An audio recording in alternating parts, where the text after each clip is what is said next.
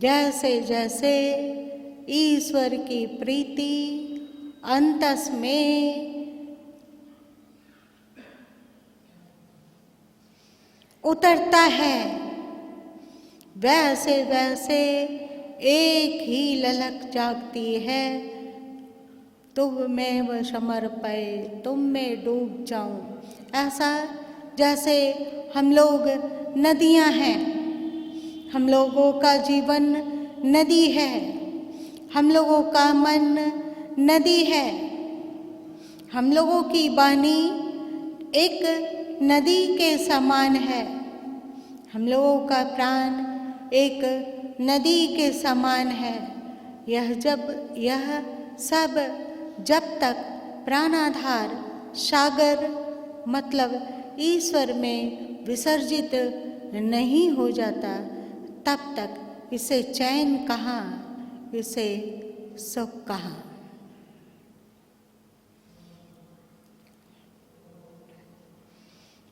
उनका अंतस का प्रेम बढ़ने लग जाता है, फैलने लग जाता है। पहले प्रेम होता था बचपन में, माँ, पिताजी, भाई बहन अपने भाई बहनों को, अपने छोटों को अच्छी शिक्षा दीक्षा देनी है, माता पिता का आज्ञा पालन करना है, उनकी सेवा करनी है। इससे ईश्वर खुश होते हैं, इससे मालिक प्रसन्न होते हैं। इसे 5वीं क्लास में जब गुरु माँ थी और रामायण पढ़ा, उस उम्र में शायद 9 साल की अवस्था होगी, उस समय रामायण पढ़ा तो रामायण से 3 चीज दिमाग में उतरा। एक मातृ पितृ भक्ति और श्री राम का अपने भाइयों के प्रति प्रेम देखकर ये जाना कि भाई बहनों के प्रति प्रेम रहने से वो ईश्वर खुश होता है। माता पिता से प्रेम होने पर वह ईश्वर खुश होता है, तो वो किया। प्रातः काल उठकर रघुनाथा, माता पिता गुरु ना वही माथा। माता पिता और गुरु को नमन करना, गुरुजनों को नमन करना, बड़े बुजुर्ग जो और परिवार में थे उन सब के प्रति सेवा बुद्धि रखना, उन सब की बात आज्ञाओं का पालन करना, ये था। फिर और रामायण के आगे बढ़ा गया तो आरण्यक कांड में जाना गया कि भगवान श्री राम अपने मित्रों के साथ बहुत ही अधिक मित्रता निभाते हैं और वे कहते हैं, जे मित्र दुख न होई दुखारी, तिनहि बिलोकत पातक बारी। तो गुरु माँ को लगा कि मित्रों से प्रेम करने पर, और यदि मित्र गलत दिशा में जा रहा हो और इसकी पहचान हो, तो मित्रों को सही मार्ग पर लाना और उनकी सेवा करना, उन्हें सुख पहुंचाने की कोशिश करना, ये सब किया। और बड़े होने पर जब जीवन में सरकार प्रभु भी आए तो गुरु के प्रति भक्ति भी प्राणपन से की। पर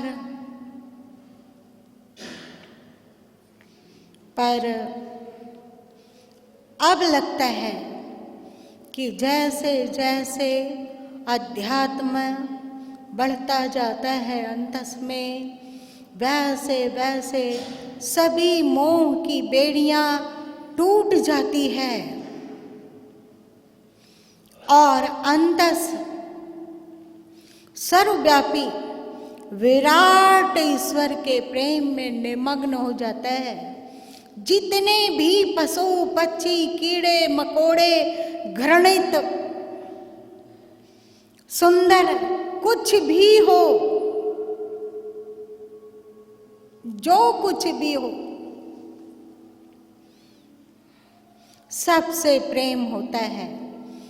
चाहे संत हो, चाहे असंत हो, चाहे निंदक हो, चाहे प्रशंसक हो, चाहे मित्र हो, चाहे शत्रु हो, सबके प्रति प्रेम, सब में ईश्वर ही ईश्वर है।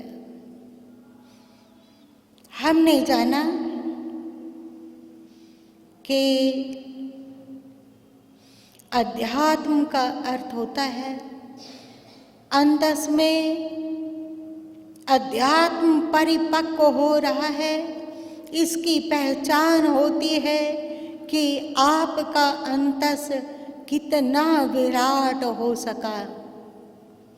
यदि आपका अंतस आसमान से भी अधिक फैल गया, आप के अंतस में आसमान से भी अधिक विशाल प्रेम भर गया, जैसे आसमान समस्त अखिल ब्रह्मांड को अपने में समाहित किए हुए है, वैसे ही यदि आपके अंतस में अखिल ब्रह्मांड के प्रति प्रेम उमड़ पड़े, प्रेम प्रेम प्रेम।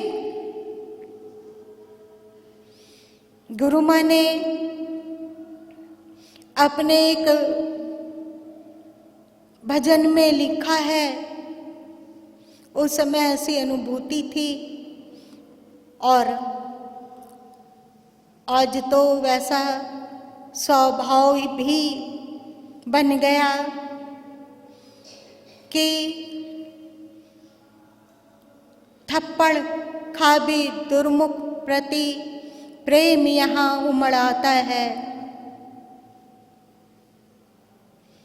कि थप्पड़ मारने वाले के प्रति भी इस अंतस में प्रेम उमड़ आता है, क्योंकि थप्पड़ खा भी बस प्रीतम की याद आती है। थप्पड़ खाने पर भी केवल ईश्वर की ही याद आती है, सब कुछ तो तू ही तू है। एक पैमाना अध्यात्म का, आपका अंतस कितना विशाल हुआ। क्या आपका अंतस सभी संकुचित है? यह मेरे संप्रदाय का है, वह दूसरे का संप्रदाय है, हमारा सिद्धांत ये है, उसका सिद्धांत कुछ और है, किसी और का सिद्धांत कुछ और है, तो अलग अलग सिद्धांतों से कटना और केवल अपने सिद्धांतों को पकड़े रहना, ये नहीं। सबके प्रति प्रेम, किसी भी तरह वो अपने मन, इंद्रिय, बुद्धि, शरीर, वाणी को उस अव्यक्त के प्रति ही तो नियोजित कर रहा है। इसलिए सबको प्रणाम। तुलसीदास जी के भी अंतस में निश्चय ही व्यापक प्रेम का उद्भव हुआ था, तभी रामचरितमानस को आरंभ करते हुए जहाँ उन्होंने प्रथम श्रद्धा और विश्वास की वंदना की, श्रद्धा को पार्वती जी को श्रद्धा समझा और भगवान शिव मतलब विश्वास, प्रथम श्रद्धा और विश्वास की वंदना की, तदुपरांत गुरु की वंदना की, तदुपरांत संतों की वंदना की, तदुपरांत दुष्टों की भी वंदना की, और न मालूम किसकी वंदना करते रहे। और भाव विभोर होकर उन्होंने कहा, सिया राम मैं सब जग जानी, करो प्रणाम जोरी जुग पानी। उन्होंने अखिल ब्रह्मांड को सिया राम में देखा और सबको हाथ जोड़कर प्रणाम किया। ये है अध्यात्म की उन्नति की पहचान। तो मैंने समझा कि जैसे बुखार नापने के लिए आप थर्मामीटर लगाते हो और जान लेते हो कि आपके शरीर में कितनी गर्मी है, बुखार है या नहीं है। यदि शरीर मृत्यु की ओर बढ़ रहा हो तो लोग पैरों को छूकर जान लेते हैं कि अब इस शरीर की उष्मा चुक रही है, शरीर ठंडा पड़ता जा रहा है। और जब शरीर ठंडा पड़ जाता है तो लोग जानने लग जाते हैं कि यह व्यक्ति अथवा प्राणी मृत्यु की ओर बढ़ रहा है। जब हृदय धड़कना बंद कर देता है और मस्तिष्क की तरंगें भी मौन हो जाती है, मस्तिष्क भी मृत्यु को प्राप्त हो जाता है, तब डॉक्टर लोग जान जाते हैं कि यह व्यक्ति अथवा यह प्राणी मृत्यु को प्राप्त हो गया। उसी तरह आप अध्यात्म को भी जान सकते हो। यदि आपका भी हृदय विशाल होने लगा हो, विराट होने लगा हो, तो जानना अब अध्यात्म का खागा हम लोग सीखने लगे हैं। और एक बात बताऊं, भगवान श्री कृष्ण गीता में कहते हैं, पत्रम पुष्पम फलम तोयम यो मे भक्ता प्रयच्छति। पत्र, पुष्प, फल, जल कुछ भी भक्त समर्पण करता है तो उसके समर्पण को मैं स्वीकार करता हूँ। गुरु माँ समझ नहीं पा रहे थे कि ये क्या है। तुलसी दल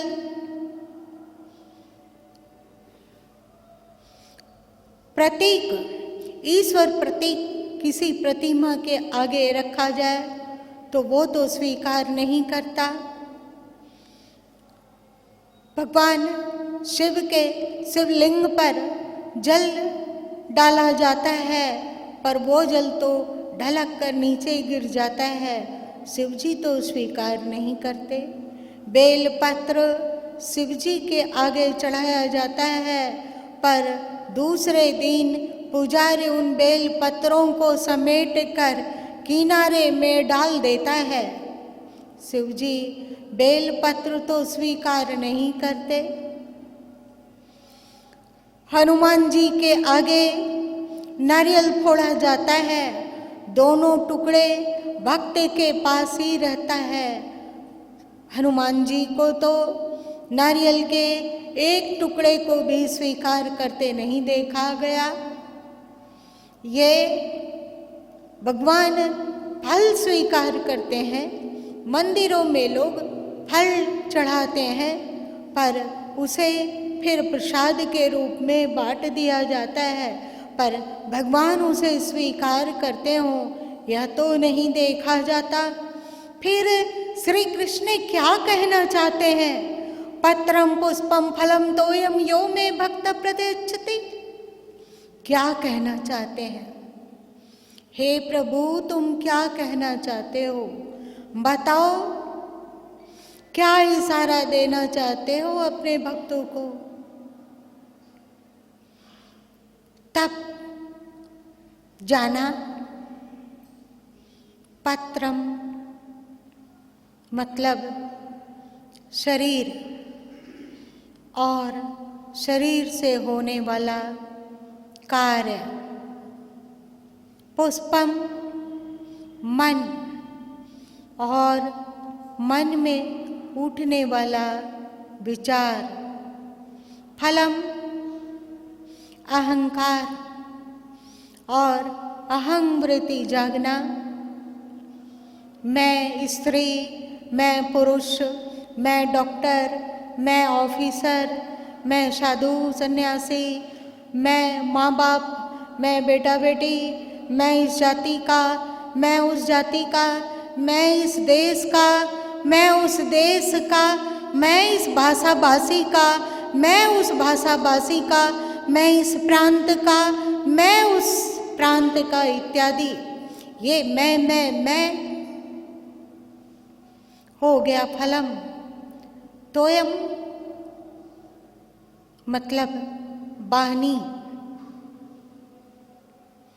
यदि शरीर और शरीर से होने वाले समस्त कार्य ईश्वर के प्रसन्नता के अनुरूप बनाकर ईश्वर के आगे रखा जाता है, तो श्री कृष्ण, तो ईश्वर, तो वह मालिक उसे स्वीकार कर लेता है। तो उसके शरीर से होने वाला ना भूल चूक से होने वाले पाप उन्हें बांधते हैं और ना पुण्य उन्हें बांधते हैं। वे द्वैत से ऊपर उठ जाते हैं। और मन पत्रम पुष्पम, मन को ईश्वर के अनुरूप बनाकर, ईश्वर की प्रसन्नता के अनुरूप बनाकर, सदगुरु कबीर साहब कहते हैं, राम कसौटी कसते रहें। राम की प्रसन्नता की कसौटी में अपने शरीर के कार्यों को कसते रहो, मन और मन के विचारों को कसते रहो, इंद्रिय और इंद्रियों के करतूतियों को कसते रहो, बुद्धि को ईश्वर की प्रसन्नता की कसौटी में कसते रहो, अपने अहं को भी ईश्वर की प्रसन्नता की कसौटी में कसते रहो और सब कुछ को ईश्वर के प्रसन्नता के अनुरूप बनाकर जो ईश्वर के चरणों में समर्पित करता है उसे ईश्वर स्वीकार कर लेते हैं। कहते हैं श्री कृष्ण कि उन सभी चीज़ों को मैं खा लेता हूँ। खा लेता हूँ मतलब शरीर से होने वाले कर्म यदि ईश्वर के अनुरूप बनाकर ईश्वर को समर्पित किया जाता है, मन में उठने वाले विचार और मन को ईश्वर के अनुरूप बनाकर ईश्वर के चरणों में रखा जाता है, बुद्धि को ईश्वर के अनुरूप बनाकर ईश्वर के चरणों में रख दिया जाता है और अहं को भी ईश्वर के अनुरूप गढ़कर ईश्वर के चरणों में रख दिया जाता है, तो उसे वह ईश्वर खा लेता है। मतलब अब वह इन सब से होने वाले कार्यों से आज़ाद हो जाता है। और जो श्री कृष्ण कहें समत्वम योग उच्यते, समत्व ही योग है। अब शरीर, मन, इंद्रियां, प्राण, बुद्धि सब से उनकी असंगता हो जाती है। इन सब से होने वाले पवित्र और निर्मल कार्य का फल पुण्य, सद्कर्म और इस पुण्य और सद्कर्म का फल स्वर्ग और इत्यादि उसके कुछ नहीं बनते। सदगुरु कबीर साहब ने कहा, पाप पुण्य दोनों है बेड़ी, एक लोहा एक सोना केरी। पाप और पुण्य दोनों ही बेड़ी है। तो संतों से अध्यात्म मार्गियों से, साधकों से पाप होता ही नहीं है। यदि गीता के विपरीत किसी का शरीर कार्य कर रहा हो, मन विचार कर रहा हो, बुद्धि निर्णय कर रही हो, इंद्रियां विपरीत कार्यों में प्रवृत्त हो रही हो, अहंग गीता और संतबानी बीजक गुरुबानी से अलग मार्ग पर चलकर मैं कर रहा हो तो समझो कि आप धार्मिक है ही नहीं। आप धार्मिक है ही नहीं। धर्मवेता से पाप नहीं होता, उनसे केवल सद्कर्म होता है। उनका रोम रोम चीखता है, प्रार्थना करता है, सर्वे भवन्तु सुखिनः। मुंह से नहीं चीखता, उनका रोम रोम चीखता है, हे मालिक सबको सुखी कर दो, सबको सद्बुद्धि दो, सबको सद्मार्ग में ले चलो प्रभु, सबका कल्याण करो। माँ कश्चित् दुर्भाग भवेत्, कोई दुखी ना हो प्रभु। जब भी वह ईश्वर के आगे सिर झुकाता है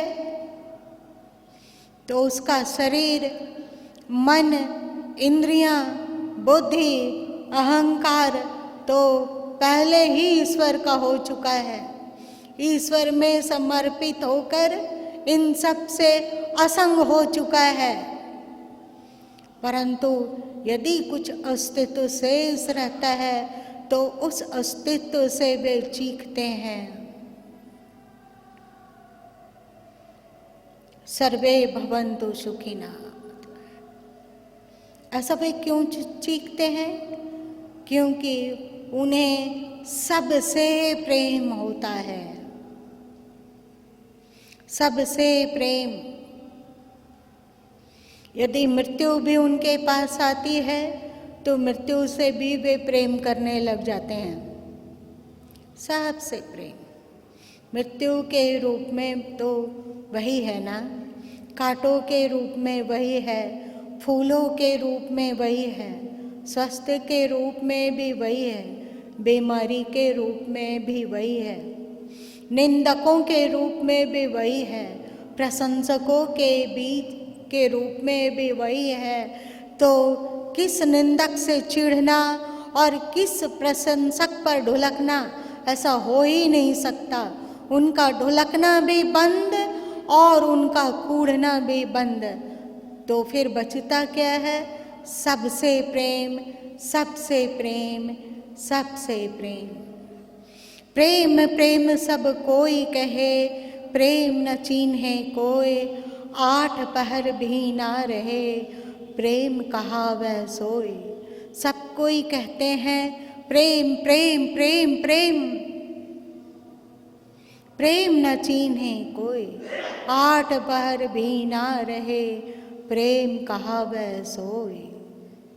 8 पहर जब अंतस प्रेम से भींगा हुआ रहता है तब समझो कि प्रेम हुआ। जब प्रेम विस्तारित हो जाता है और 8 पहर प्रेम में अंतस भींग जाता है तो मोह की बेड़ियां, वासना की बेड़ियां, कामना की बेड़ियां, क्रोध की बेड़ियां, लोभ की बेड़ियां, अहंकार की बेड़ियां, ईर्ष्या की बेड़ियां, राग और द्वेष की बेड़ियां सब चटक चटक कर टूट पड़ते हैं। क्योंकि काम, जिसे कि वासना कहा जाता है, यह वासना तभी तक जिंदा रहता है जब तक इस शरीर में अटका हुआ रहा जीवन जिया जा रहा है और शरीर के यांत्रिक सुखों को में ही अटका हुआ जीवन जिया जा रहा है। लेकिन जब यह शरीर और इंद्रियां एक बाल इतना भी नहीं है, इसकी कोई स्पृहा ही नहीं रही, इस शरीर के प्रति आसक्ति ही नहीं रही। जब सर्वव्यापी प्रेम हो गया तो इस शरीर से आसक्ति कैसे रहेगी? और जब शरीर से आसक्ति नहीं होगी तो शरीर को सुख पहुंचाने वाले रिश्तेदारों, विषयों, विकारों से प्रेम आकर्षण कैसे हो सकेगा? ये सब विकारों की बेड़ियां चटक चटक कर टूट जाती है अपने आप स्वतः ही। जो सदगुरु कबीर साहब ने कहा, काम क्रोध मद लोभ की जब लग घट में खान, क्या मूर्ख क्या पंडिता दोनों एक समान। काम क्रोध मद लोभ, काम क्रोध अहंकार और लोभ जब तक अंतस में है तब तक पंडित कोई नहीं है, सभी संसारी ही है, वह ज्ञानी नहीं है।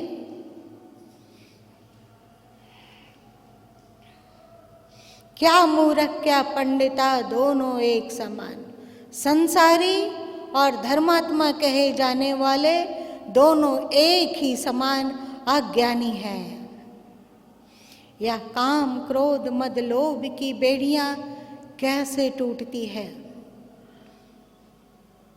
जब ईश्वर से प्रेम होता है और पत्रम पुष्पम फलम तोयम को ईश्वरार्पण किया जाता है, मतलब शरीर, मन, बुद्धि, इंद्रियां, वाणी और इससे होने वाले कार्य सब कुछ को परमात्मा के चरणों में रख दिया जाता है।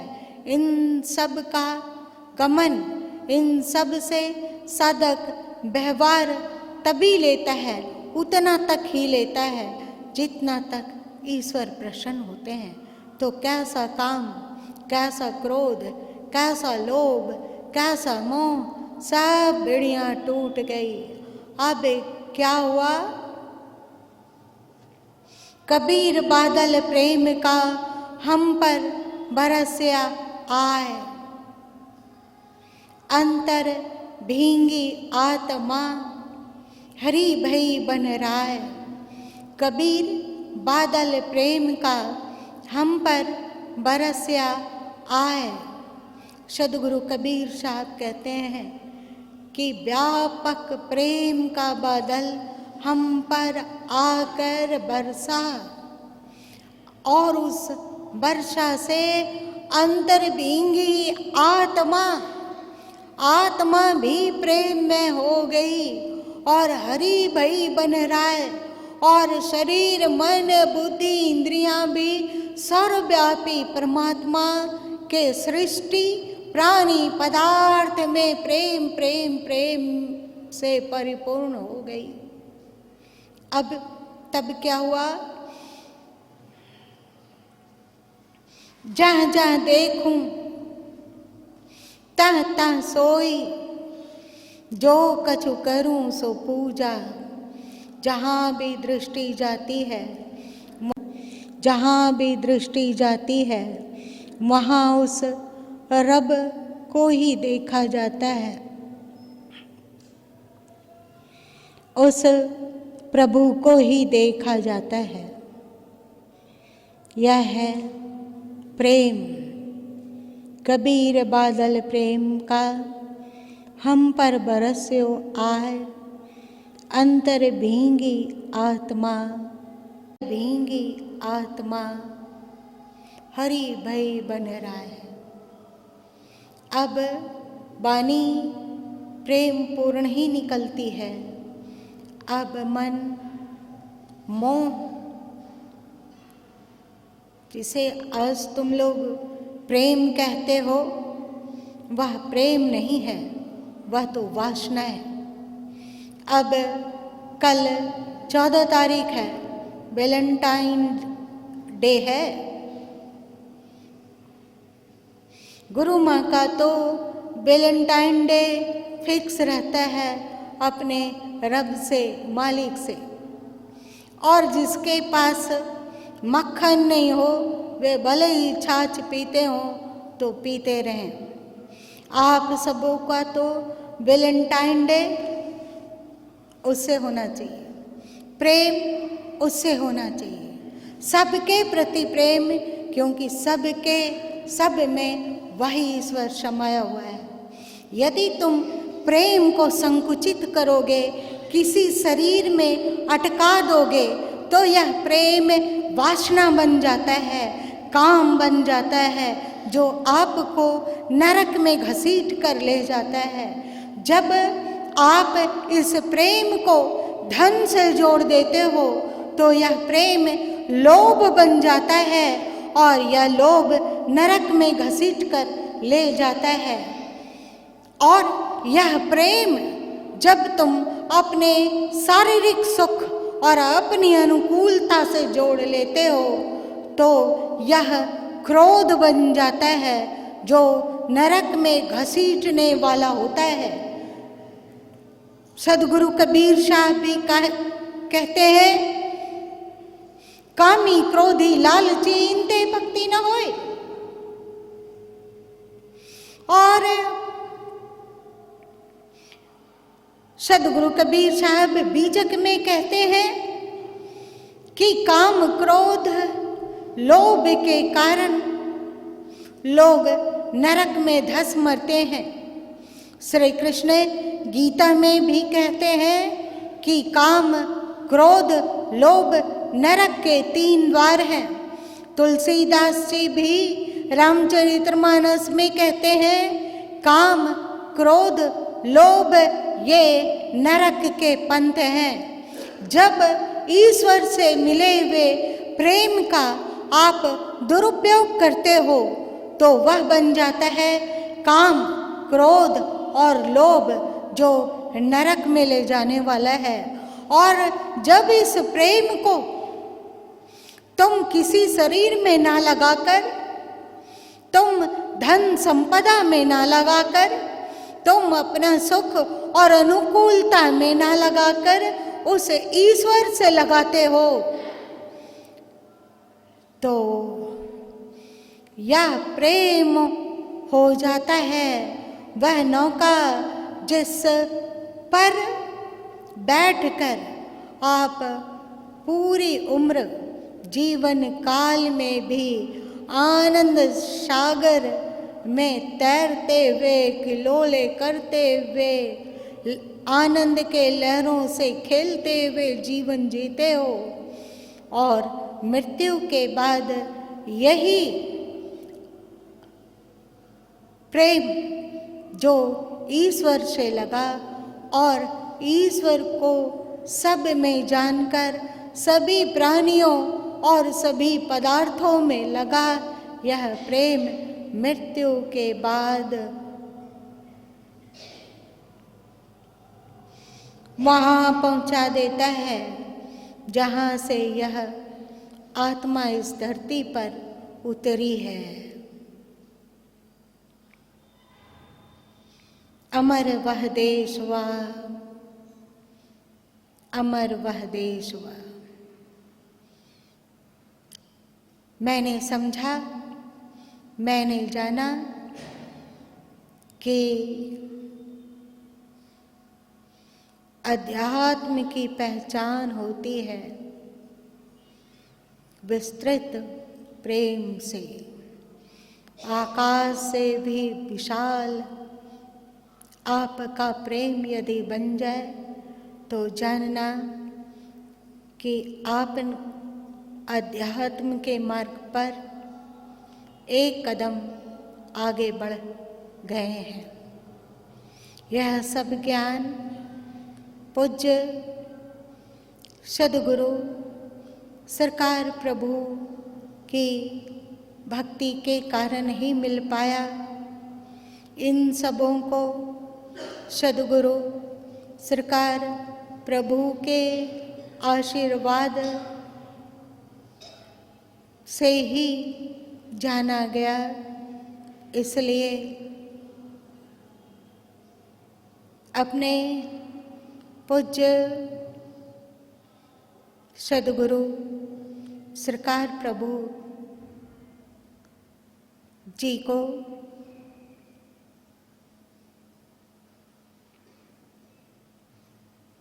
सत सत नमन।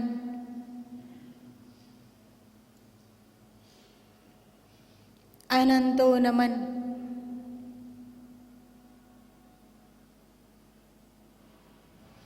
अपने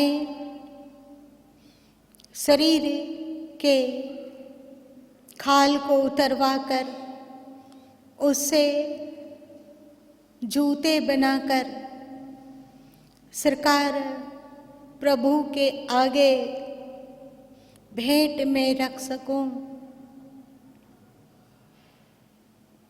तो भी उनका उपकार, उनकी करुणा, उनके आशीर्वाद का ऋण नहीं चुकाया जा सकता है। बस हाथ जोड़कर यही विनती है, भक्ति दान मोहि दीजिए गुरुदेवन के देव, और कछु नहीं चाहिए निस्तिन तुमरे सेव। आज इतना ही। प्रेम से बोलिए सद्गुरु सरकार प्रभु जी की जय। ज्ञानदाता सरकार प्रभु जी की जय। भक्ति दाता सरकार प्रभु जी की जय। विरक्ति दाता सरकार प्रभु जी की जय।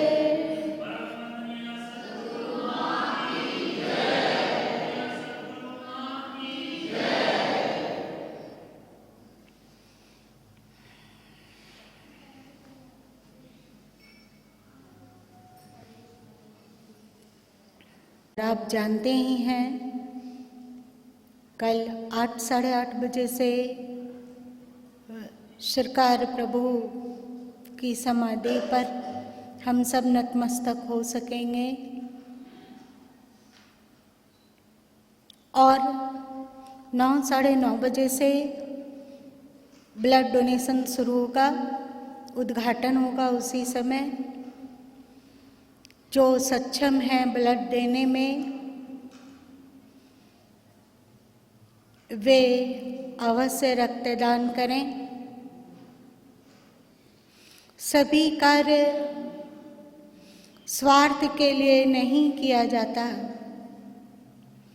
ब्लड डोनेशन करने से हमें क्या लाभ होगा, ये बाद की बात है, पर ब्लड डोनेट करने पर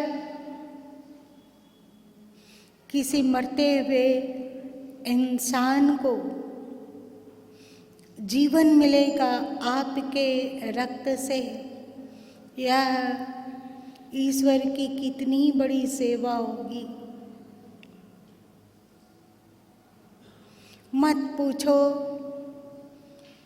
कि हम ब्लड डोनेट कर रहे हैं तो क्या जरूरत पड़ने पर हमें ब्लड मिल जाएगा। इस तरह की स्वार्थ की बातें अंतस में मत आने दो। भगवान ने ब्लड दिया, उनका है। हम लोग जो अन्न खाते हैं उसे हम नहीं पचाते, उसे रक्त के रूप में हम नहीं परिणत करते। वह मालिक पेट में जठराग्नि के रूप में और अनेक अंग अवयव के रूप से उस भोजन को रक्त में परिणत वही मालिक करता है। उसके प्रत्यार्थ यदि ये कुछ देना नहीं है,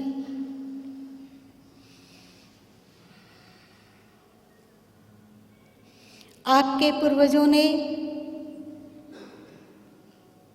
परोपकार के लिए अपनी हड्डियों तक को भी दान कर दिया था। नाम आप लोग सभी जानते हैं, दधीची जी। हम लोग उतना तो नहीं कर सकते, पर 1 यूनिट ब्लड तो जरूर दे सकते हैं। आप स्वयं भी दें और अपने परिचित मित्रों को भी ब्लड डोनेट करने हेतु प्रोत्साहित करें, प्रेरित करें और यह विश्वास रखें कि आप गुरु गोविंद के प्रत्यार्थ यदि ब्लड डोनेट कर रहे हैं तो आवश्यकता पड़ने पर वह मालिक आपके लिए भी व्यवस्था करेगा। क्योंकि आप तो जानते हैं, बीजक में सदगुरु कबीर साहब कहते हैं, जो आवे त्यों फेरी हो। जो आप देते हो वह उलट कर आप स्वयं ही पा लेते हो। और एक बात है, कल ब्लड डोनेशन के समय ही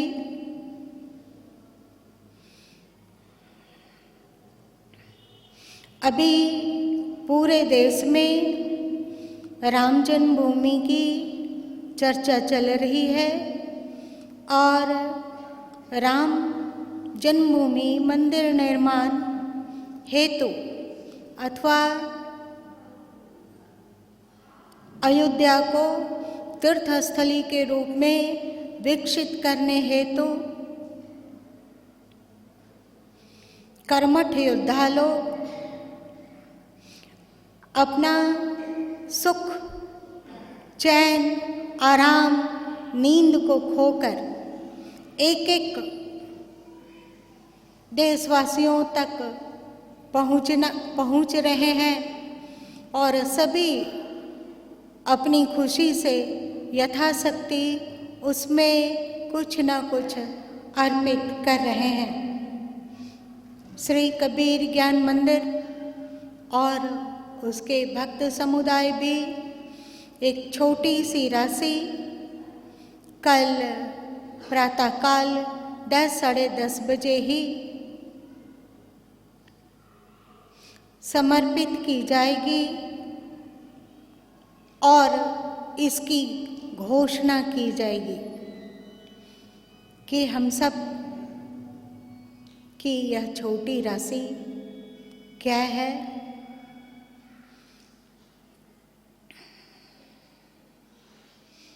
राशि छोटी और बड़ी नहीं देखी जाती, दिल की गहराई को देखी जाती है, भावना को देखी जाती है और भक्ति को देखी जाती है। जितना ही सही हम लोग जब समर्पित करेंगे तो हमें विश्वास है कि हम सबों को विशेष आनंद का अनुभव अवश्य होगा। आज इतना ही।